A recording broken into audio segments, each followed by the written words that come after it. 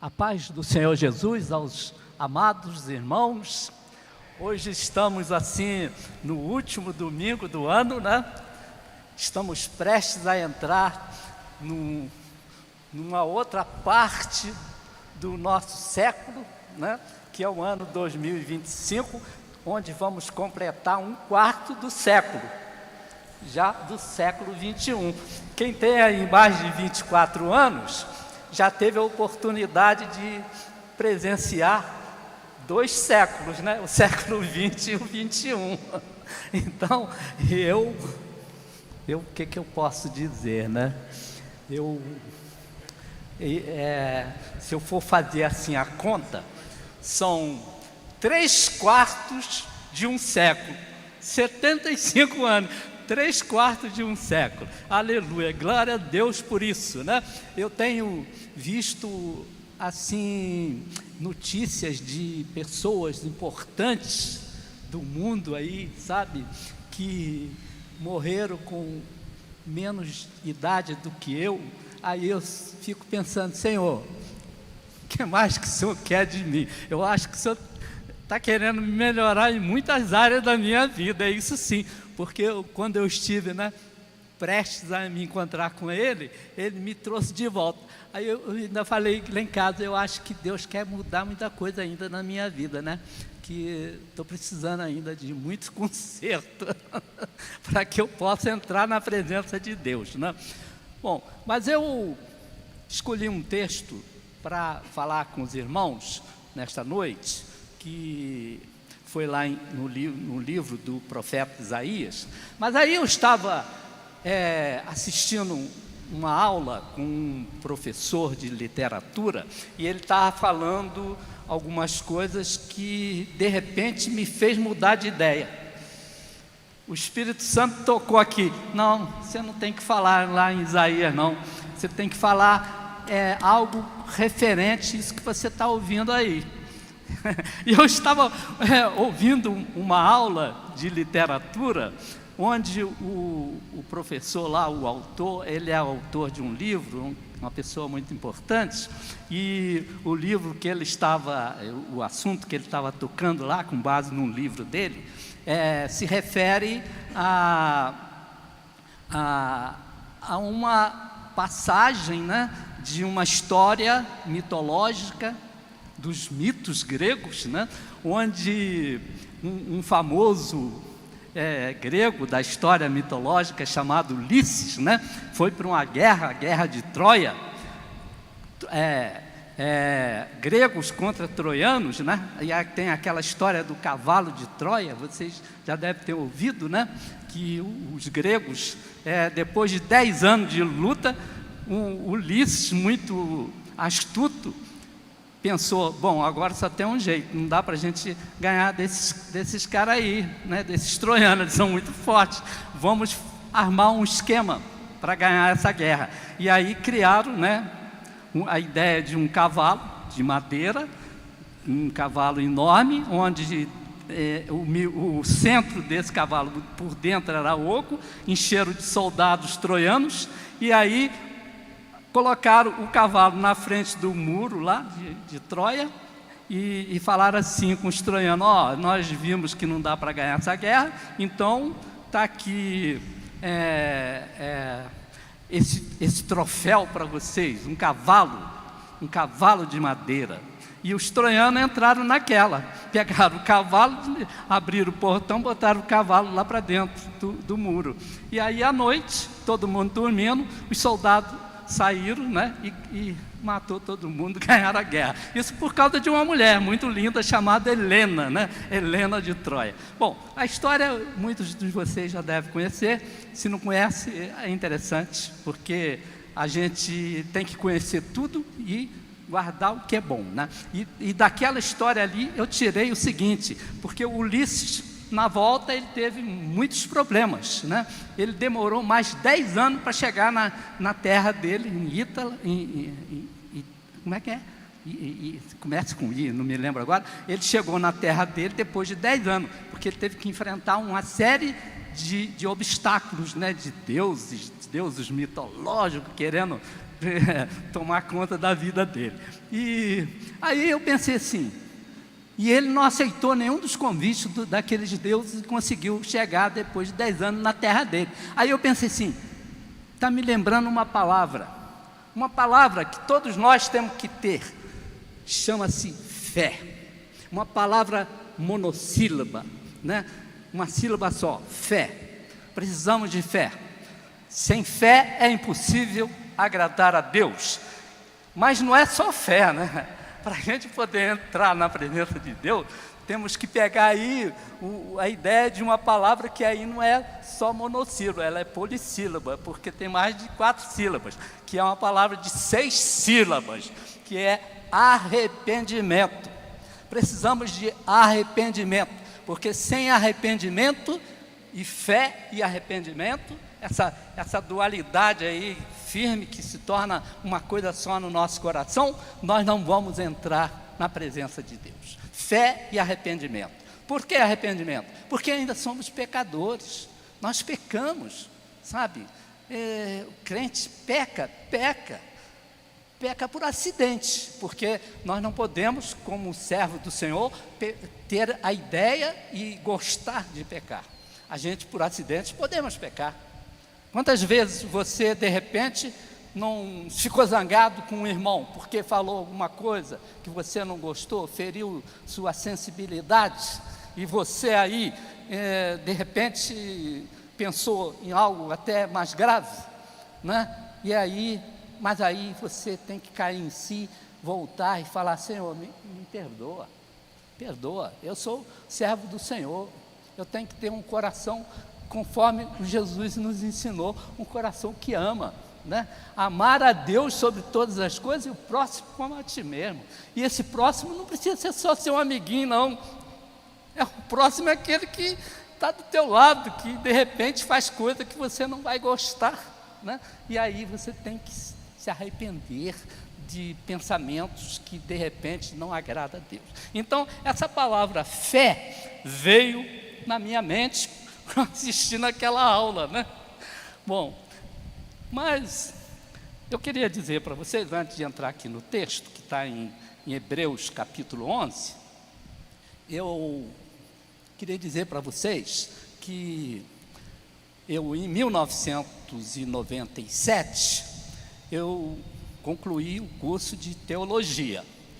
Aí, o meu pastor ficou me cobrando o certificado, né, do curso, para levar para a denominação, para então marcar uma prova, né, porque eu tinha feito em um outro seminário, não fiz igual o Felipe, né, que fez no seminário da denominação. Então, como eu fiz lá no Seminário Unido, eu tinha que fazer uma prova, né, passar por um concílio e para poder ser aprovado, para depois ser consagrado como pastor congregacional.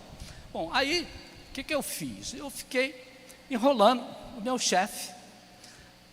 Passaram-se 2 anos, ele me cobrando, e eu dava, não, vou trazer, e não trazia nada.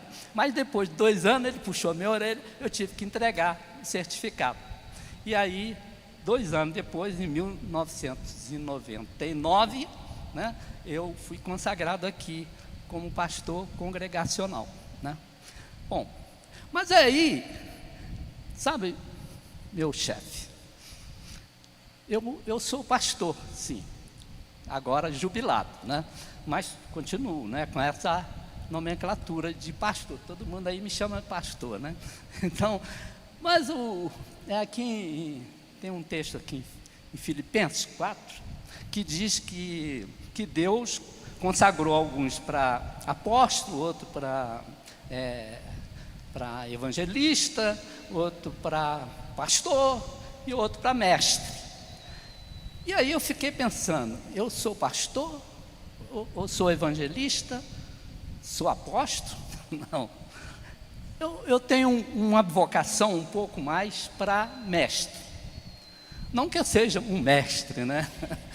Aliás, depois que eu me aposentei, comecei a trabalhar de padeiro. Aí um dia eu pensei assim, vou voltar a dar aula, porque eu consegui aposentar com 48 anos de idade, porque eu dava aula também, dei aula em vários colégios, Colégio Batista, 17 de Julho, vários colégios em Volta Redonda, na Sobel, dei aula, que hoje é UBM, né, na Unifoa, que hoje é Unifoa, né, que era FOA só, dei aula. Aí eu pensei, vou dar aula numa faculdade, para não ficar assim com tempo vago. E preparei o meu currículo, procurei uma faculdade, e cheguei, apresentei meu currículo e tal. Aí, não vai dar, porque você não tem mestrado, você não é mestre. Então, para dar aula hoje em uma faculdade, você tem que ter, no mínimo, mestrado, e doutorado, e pós-doutorado, e por aí vai, né? Mas eu, então, tive que partir para outras coisas, para não ficar parado, né? Aposentado, parado, aí fiz um monte de coisa, trabalhei de padeiro, e o pastor Wilson sabe bem da minha trajetória, né? Bom, mas mestre, eu sou um aprendiz. Na verdade, eu sou um aprendiz, né? Como diz aquela música popular que um camarada aí fez, que ele é um eterno aprendiz, eu estou mais ou menos nessa também, estou aprendendo ainda. Então, eu quero falar de fé com vocês, né? E por ser, então, a minha vocação para o lado mais, digamos, professoral, não sou assim um pregador, né, daquela dinâmica de um pregador que tem aqui que chama Márcio, vocês conhecem? Né? Que pula, fala, tal, né? O Espírito Santo usa ele poderosamente, né? Mas no meu ventinho, sabe? Deus também, eu sei que Deus me usa, porque eu tenho, sabe, recebido alguns resultados, sabe, que me dá essa alegria de saber que Deus também me usa, embora o meu vento não seja aquele vento, né, tão forte, é um ventinho cício, né, aquele ventinho fraquinho e tal, mas é dentro desse ritmo, né, mais professoral, que eu quero falar com vocês sobre fé, né? E então eu vou usar aqui o texto de Hebreus 11, né? Essa carta que ninguém sabe ainda quem foi que escreveu. Alguns dizem que foi Paulo, outros dizem que foi Apolo. Tem um tal de Apolo, não é aquele deus Apolo lá da Grécia, não, tem um Apolo, né? E vários. Hoje eu estava lendo um comentário a respeito do texto de Hebreus, e existem várias ideias sobre quem pode ter escrito esse livro, mas ninguém tinha certeza, né? Mas eu penso que esse livro aqui tem uma mão poderosa de Deus, porque o livro de Hebreus, queridos, não é fácil. Vocês precisam, não é só ler, né? Porque a gente não pode só ler. Ler, a gente lê jornal, a gente lê revista, a gente lê romance, né? Como eu estava lendo lá o livro do tal professor, e a gente lê simplesmente, mas a Bíblia a gente tem que estudar. Então eu gosto de estudar a palavra de Deus, e aí quando eu pego um texto como esse de Hebreus, né, cujo versículo 1 diz: ora, a fé é a certeza de coisas que se esperam e convicção de fatos que se não veem, eu fico pensando assim, o que eu espero, né? Então, a fé é a certeza de coisas que se esperam. O que eu espero? O que você espera? O que você espera da sua vida? Você já pensou? Ou você é como aquele cantor popular aí que diz: deixa a vida me levar? Tem uma música assim, não tem? Deixa a vida me levar. Não. Você espera algo. Você tem uma meta a ser atingida, não é verdade? Então, eu fico pensando, o que eu espero quando eu leio esse texto? Agora, eu preciso ter certeza que eu vou chegar lá. Então, a certeza de coisa que eu espero. Olha só, que bacana, né? Então, tenho que ter certeza no meu coração. Isso é algo que não tem que provar nada. Eu não tenho que provar que eu tenho certeza. Eu não tenho que provar que eu tenho fé, né? Não tenho nem como provar, né? Assim como não existe prova para esses malucos aí que não creem em Deus, que Deus existe. Eles não acham, não conseguem ver prova de que Deus existe. A gente vê, né? Porque só o fato de eu estar aqui vivo, com 75 anos de idade, é porque Deus existe. Senão não estava aqui não. Tantas coisas que já aconteceram na minha vida. Eu já capotei de carro, sabe? Já fiz um monte de coisa que aconteceram na minha vida, que era para eu ter ido dessa terra há muito tempo, mas Deus não quis que eu fosse ainda. Então eu entendo essas coisas, e eu então tenho fé nesse Deus, né? Que nós não podemos ver com nossos olhos humanos, né? Jó precisou passar por todos aqueles problemas na vida, todo aquele sofrimento, para ele dizer no final que agora os meus olhos te veem. Antes eu só desconhecia Deus, de ouvir falar, mas agora os meus olhos te veem.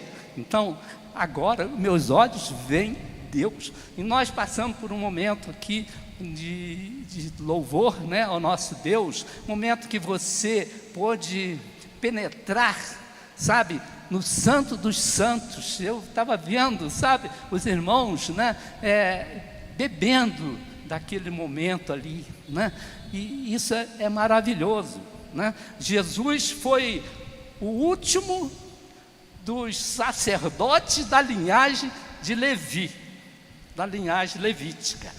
A partir de Jesus, todos nós podemos entrar no Santo dos Santos e falar com o nosso Deus. Isso é maravilhoso, sabe? Poucos podem entender isso. Outro dia, um amigo meu, que foi meu chefe na CSN, né? Ele é muito meu amigo, a gente está sempre conversando, mas ele no início ele dizia para mim assim: eu não acredito nesse Deus que você está falando aí não, para mim Deus não existe, é ateu. Aí eu conversava com ele, dei uma Bíblia para ele de presente, conversava. Aí um dia ele falou assim: você está me convencendo, agora eu não sou mais ateu, agora eu sou agnóstico. Eu falei: você deu um passinho, mas tem muito mais para dar, porque não é bem assim. Aí, conversando com ele essa semana, ele falou assim para mim: tem um filósofo, aí citou o nome do filósofo, que eu não lembro agora, não sei se é Rousseau, um desses aí, da época moderna, e esse filósofo diz assim: Deus não existe, mas digamos que ele existe.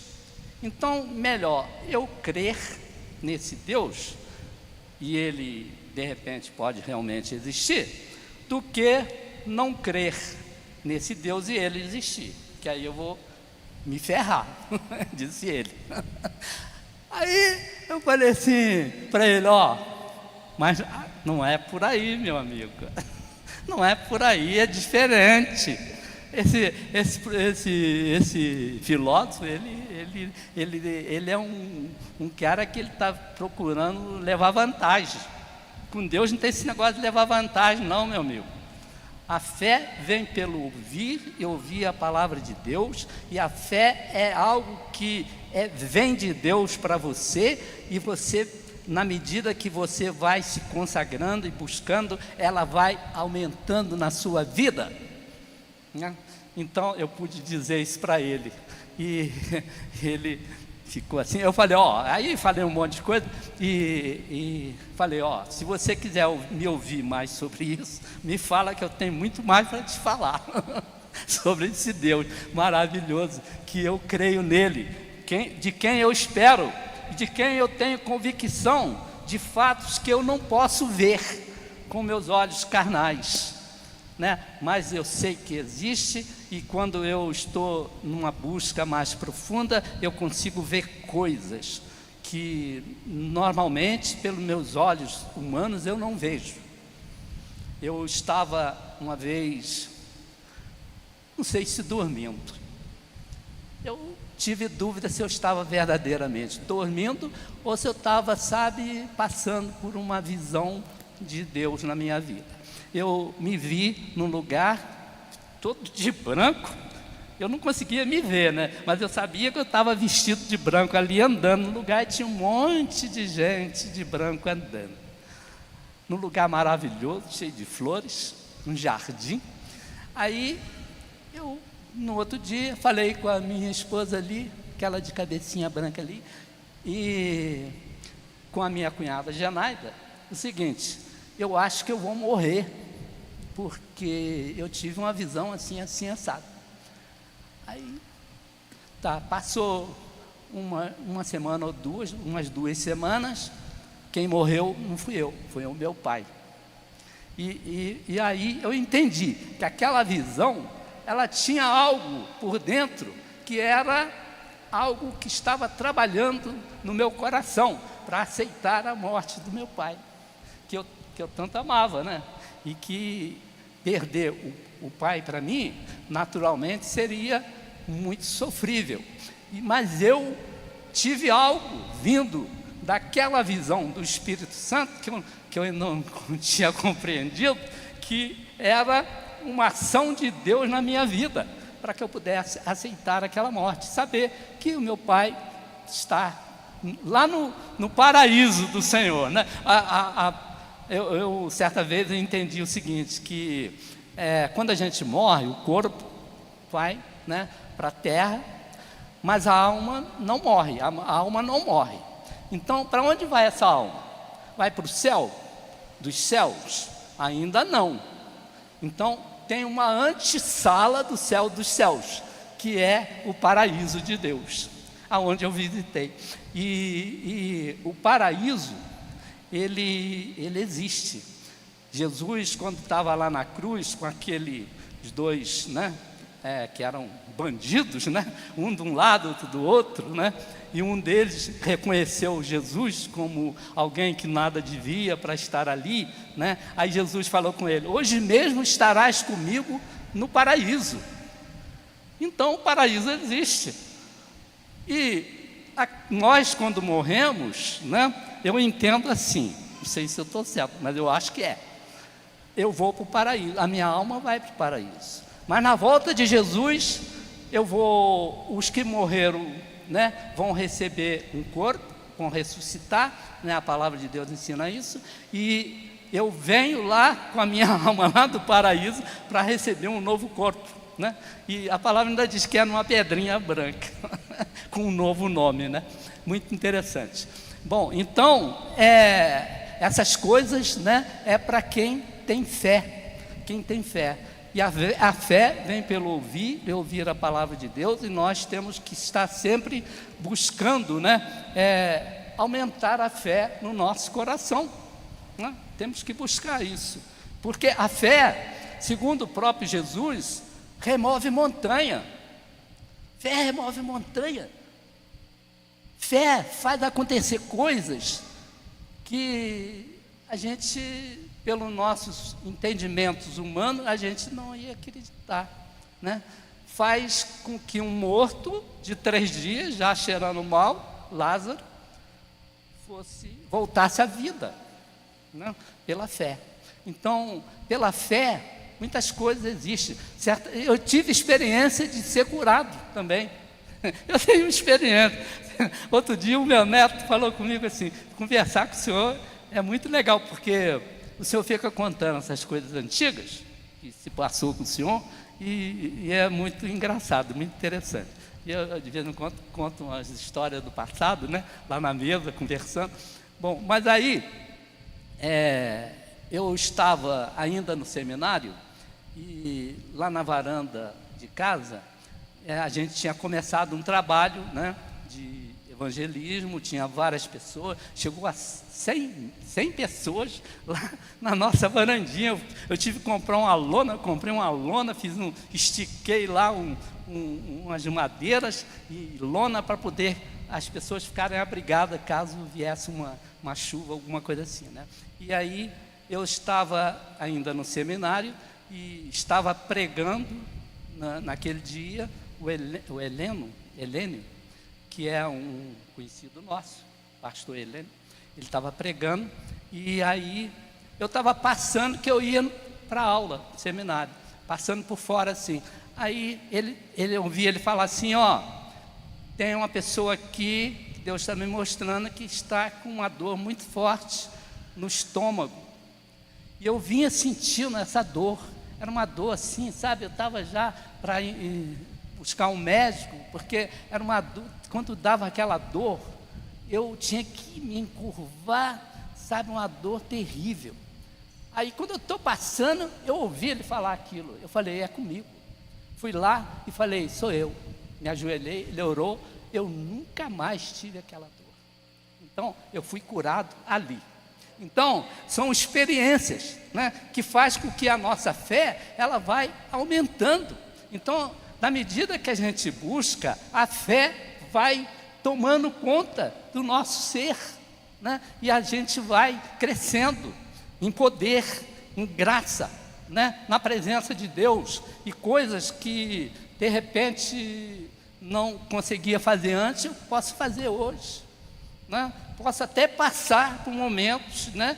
Eu estava vendo um vídeo hoje de alguém que estava questionando uma pastora a respeito de Deus. Se Deus existe, por que existe tanto mal? Por que existe fome? Por que existe sofrimento? Que Deus é esse que deixa essas coisas acontecer, né? Então, aí eu estava ouvindo, eu achei muito interessante que a pastora, ela deu uma resposta assim, sabe, que é a verdadeira resposta para essas coisas, né? Jesus falou, nesse mundo terás aflições, nós vamos passar por sofrimento, mas os sofrimentos, eles são como se fosse o metal bruto sendo, sabe, passando pelo fogo, sendo trabalhado, purificado, para sair, né, o ouro puro lá na frente, né? O metal, né, que se transforma em ouro, que é ouro, né, mais bruto, cheio de impurezas, ele precisa ser derretido. Assim como lá na CSN eu vi muitas vezes, visitando lá a área de Gusa, né, onde o ferro Gusa, que é trazido lá de Minas Gerais, né, a Lenice foi comigo, visitou lá a extração dos minérios, né, de ferro. Ela é lá no Alto Forno, em cerca de 1400 graus centígrados. Aquilo é derretido, aí fica aquela carepa por cima, a impureza. O pessoal vai ali vestido com uma lona ali, mas é quente o negócio, com a pá longa assim, tirando, jogando para fora as carepas, para que caia lá no carro torpedo, que é levado para a cearia, para um outro momento, para ser purificado, né? Então, assim somos nós, querido. Então, quando você estiver passando por um sofrimento, né, doenças, sabe, problema financeiro, né, você gostaria de fazer algo que você não tem condição, o dinheiro não dá, né? Saiba que é Deus tratando com você. Você está sendo purificado, você está sendo trabalhado, né, para que você saia lá na frente o metal puro, o ouro puro, o ouro de Ofir, né, o ouro puro, né? Então, é isso que é fé, né? Então, e pela fé, antigos obtiveram bons testemunhos. Então, nós temos na Bíblia muitos testemunhos, né, de pessoas, né, aqui registrado, que passaram por tantas turbulências, né? Quando eu leio, por exemplo, sobre a vida de Davi, né, aí eu fico pensando, puxa, esse cara pecou, ele cometeu tanto pecado mais do que eu. Eu não teria coragem de pegar o marido de uma mulher lá, só porque eu vi ela bonitona lá, e mandar ele para frente de uma batalha para morrer, para me ficar com a mulher dele, né? Mas aí entra aquela palavra polissílaba, arrependimento. E o arrependimento, querido, ele não é só da boca para fora, tem que ser verdadeiro. E não é que você vai ficar se lastimando, chorando, deitado no chão. O Davi ficou lá um mês lá, vestido de saco, né, chorando e sei lá, sem comer. Depois ele levantou, sacudiu aquilo, foi ver a vida dele. Então, mas não é isso. arrependimento significa mudar de vida, mudar de direção. Eu estou indo nessa direção, me arrependi, é para cá que eu tenho que ir. É para cá que eu tenho que ir. Né? Então, é mudar de vida e dizer para você mesmo, não, isso eu não faço mais, porque Deus não se agrada. Isso é arrependimento. Né? Então, nós temos que nos arrepender. Podemos pecar, mas o pecado tem que ser acidente na nossa vida, e não uma coisa premeditada. Né? Então, é isso. E muitos dos antigos, né, daqui da Bíblia, deram testemunho a respeito disso. Pela fé entendemos que foi o universo formado pela palavra de Deus, de maneira que o visível vê existir das coisas que não aparecem. Aí é outra batalha em termos de isso é ou não é, isso é verdade ou não é verdade, né? Então a ciência vem dizer para mim que, e eu vi isso desde lá do antigo ginásio, né, estudando biologia, aquelas coisas do antigo ginásio, hoje é fundamental, né, que houve uma grande explosão, tal do Big Bang, né, uma grande explosão, e a partir daquela explosão apareceu uma ameba. Essa ameba se transformou um outro animal, né? Porque a ameba tem vida, é um animal. Um outro animal que foi se transformando, virou um macaco, depois virou um ser humano. E aí eu pergunto, tá bom, eu acredito que pode ter havido o Big Bang. Eu acredito, eu não desacredito, não. Mas o que elementos, né, existiam para que o Big Bang acontecesse, para que aquela explosão acontecesse? O que existia antes? Se existia alguma coisa, é porque alguma coisa foi criada. Se alguma coisa foi criada, tem que haver alguém que criou. Quem é esse? Aí eu chego na palavra Deus. Deus é o único que é incriado e que cria.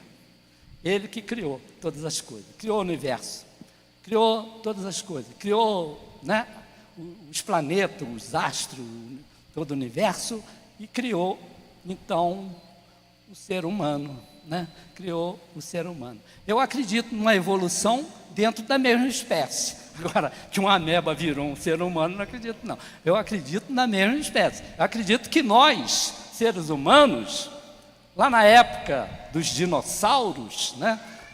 Lá na época de tantos animais ferozes, a gente devia ter um físico bem diferente do físico que eu tenho hoje.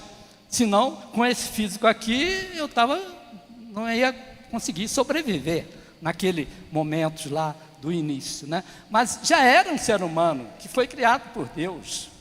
E aí esse ser humano foi se transformando, né? Aí tem várias passagens, vários momentos na vida do ser humano. Quando a gente lê aqui no início, você vê que os seres humanos, naquela época lá do início, viviam 800 anos, 900 anos, né?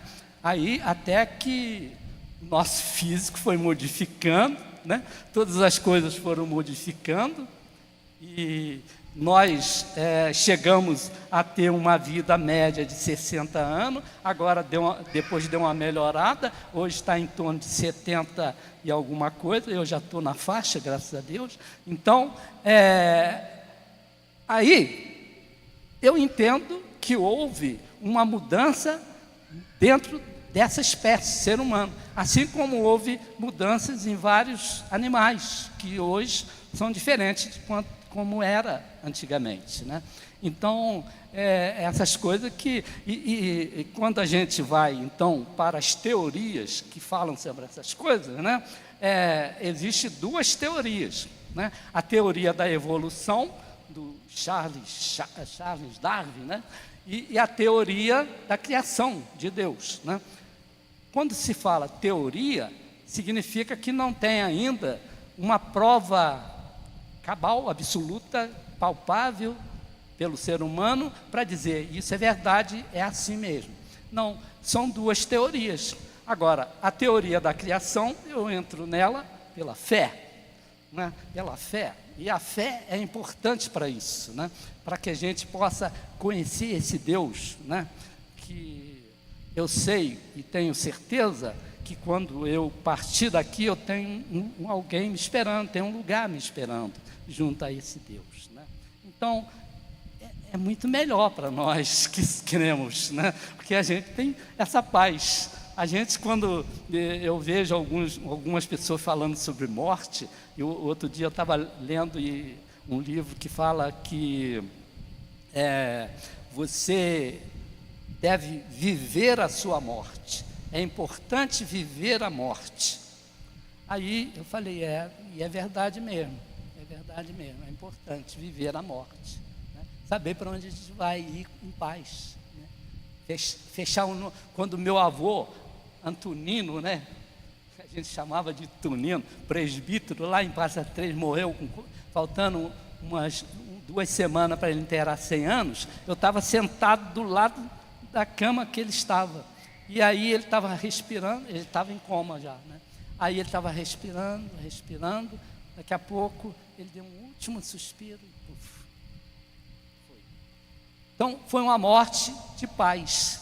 Então eu creio que a nossa morte vai ser uma morte de paz, mesmo que seja sendo apedrejado, né? Estevão estava lá sendo apedrejado, o Paulo, né? O nosso apóstolo Paulo aqui, ele estava assistindo aquele apedrejamento, né? E diz a palavra que o Estevão, ele não estava nem aí para as pedradas, ele estava vendo Jesus de braços abertos, aguardando por ele. Né? Então, Deus prepara a nossa morte, né? A minha mãe teve Alzheimer. Então ela começou a esquecer de tudo, esqueceu até do próprio nome, não sabia mais nada. Ela só ficava assim, leva eu, como quem diz, Senhor, me leva.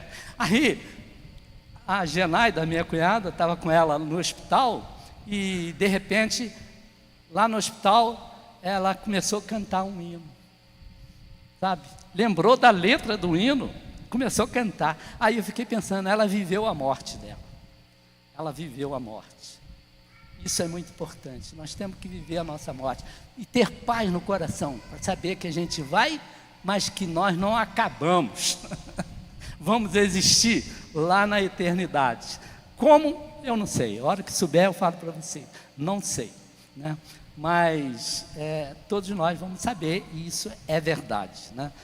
Porque nós cremos pela fé. Pela fé, Abel ofereceu a Deus mais excelente sacrifício do que Caim.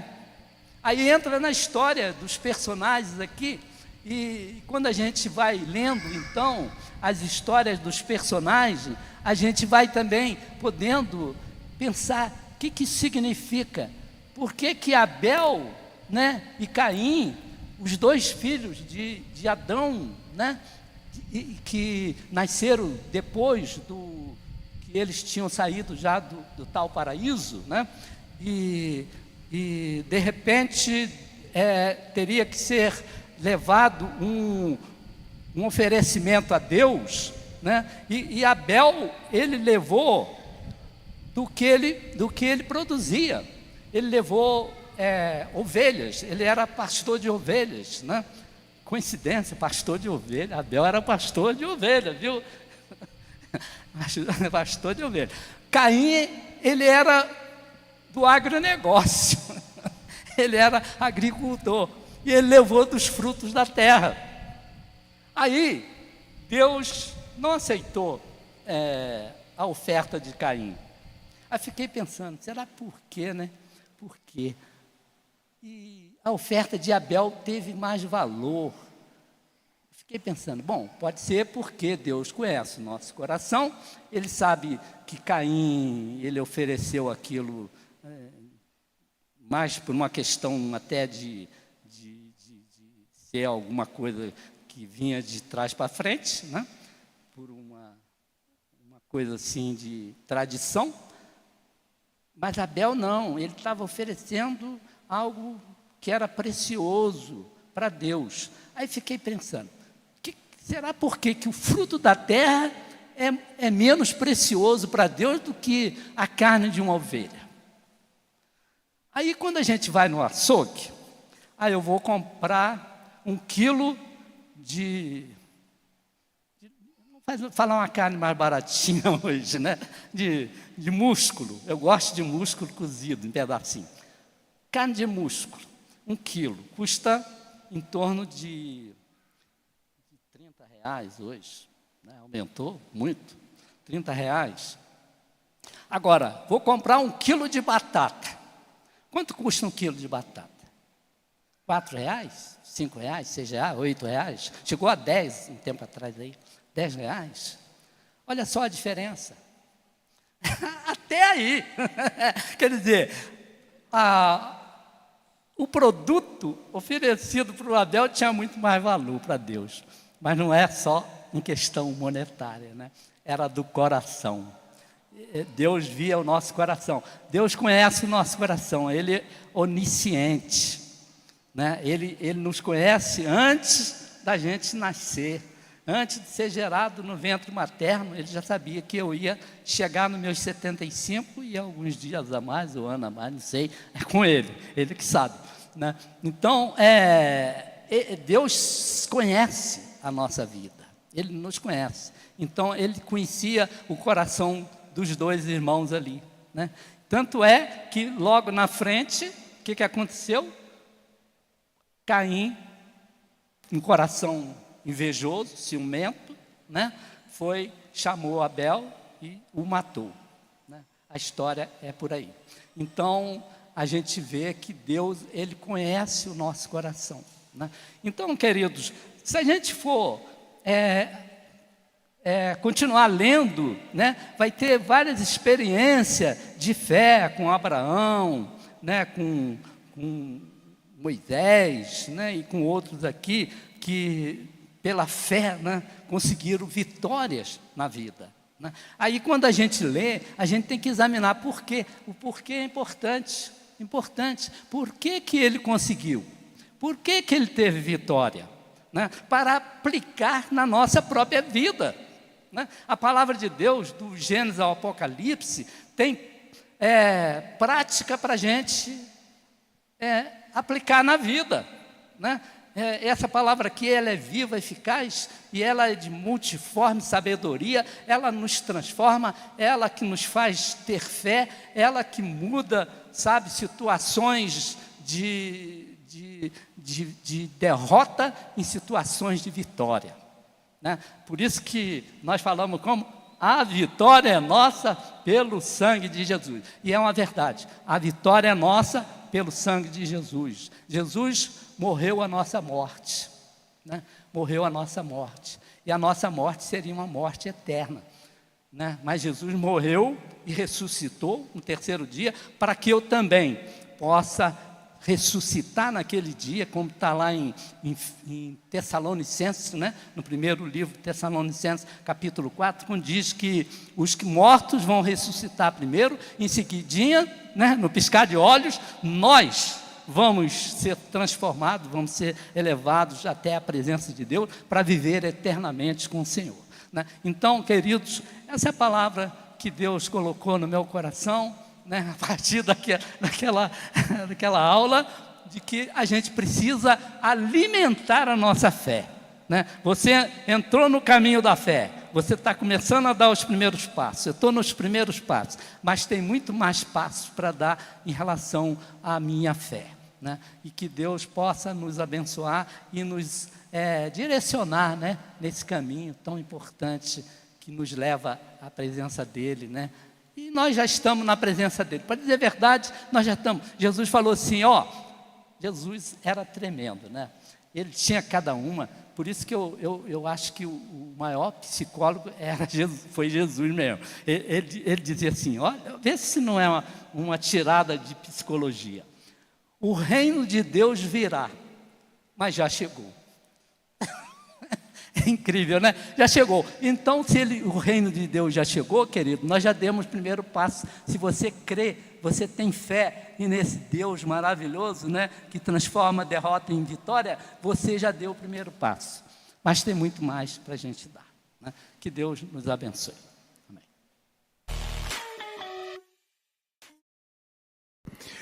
Obrigado por nos assistir. Curta, comente, compartilhe, inscreva-se neste canal, ative o sininho e que Deus te abençoe.